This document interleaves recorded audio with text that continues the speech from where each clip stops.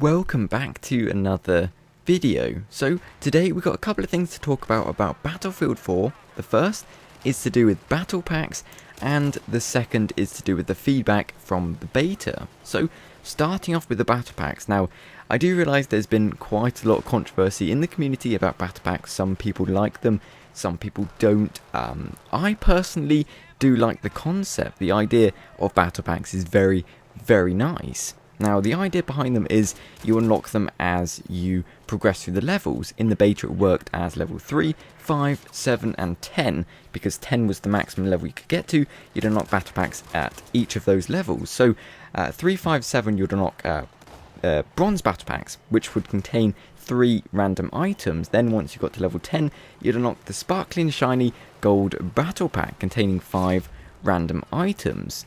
Now, that all sounds very solid and very well placed out, but the problem I have with battle packs is you unlock attachments via them. Now, if they could remove those entirely whatsoever, that would be amazing, because I find if I'm using, say, a sniper rifle, I'm not very good at sniping.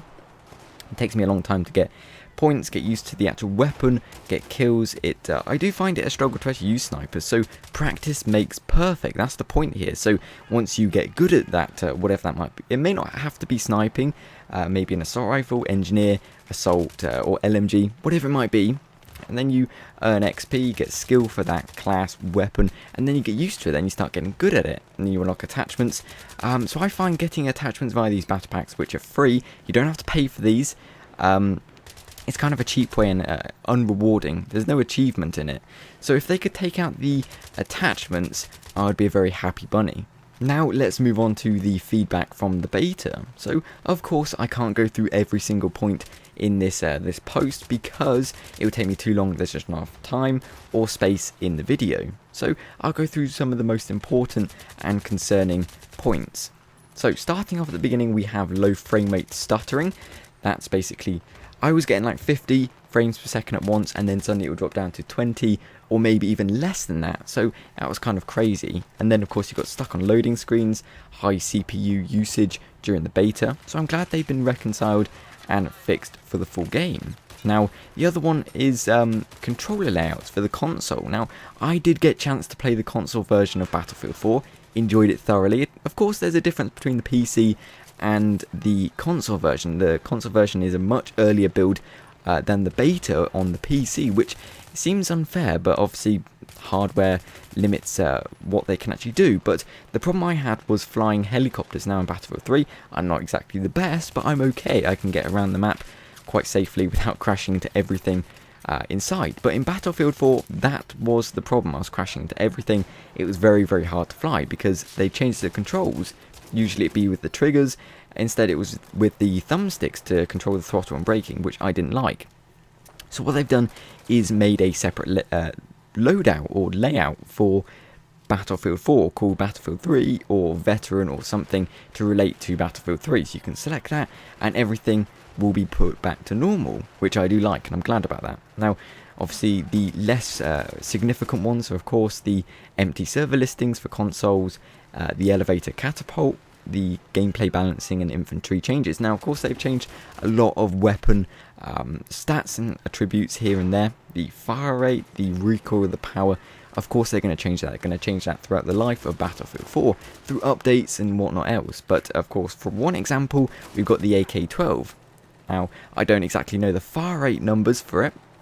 I don't know the exact stats, but I presume it would be about 700, 650, maybe 750. I'm saying around that kind of area. But in burst fire mode, you would put the fire rate up to a mind-blowing 1,000 rounds per minute. So they've changed that down to 750, quite understandably.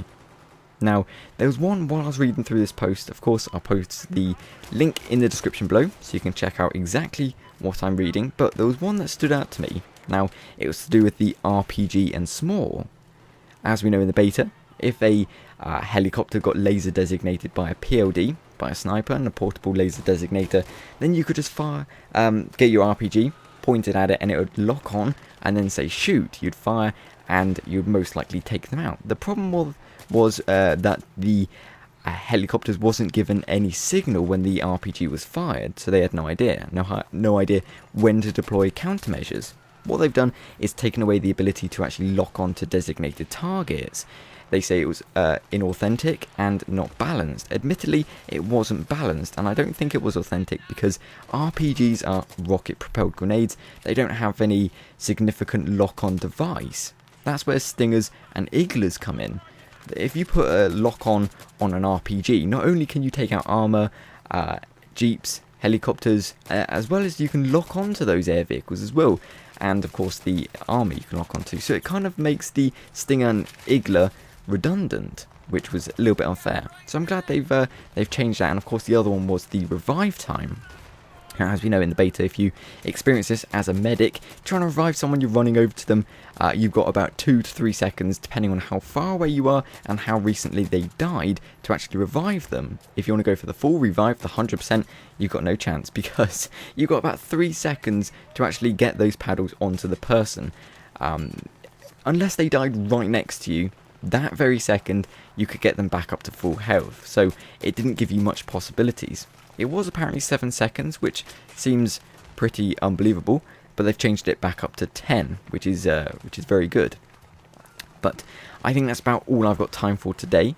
Again, if you want to check out the entire list of changes and feedback from the beta, check the link in the description below. Otherwise, I hope you enjoyed the video. Thank you very much for watching, and as always, until next time.